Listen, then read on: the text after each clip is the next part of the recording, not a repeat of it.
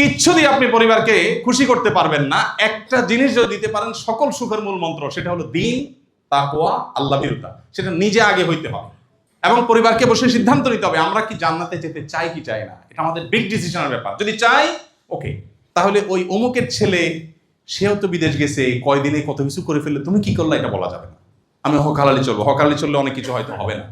সিদ্ধান্ত নিতে হবে পরিবারকে নিয়ে বসে আলোচনা করে, দিন তাদের মধ্যে দিতে হবে। ইনশাআল্লাহ দেখবেন তারা দিনদার হয়ে উঠবে। নিজেকে এবং পরিবারকে দিনদার হিসেবে গড়ে তোলার উপায় হলো কোরআন হাদিস পড়েন, নিজে আমল করেন, ইসলাম বিষয়ে জানার চেষ্টা করেন, মানার চেষ্টা করেন, আর দিনই সার্কেল মেনটেন করেন।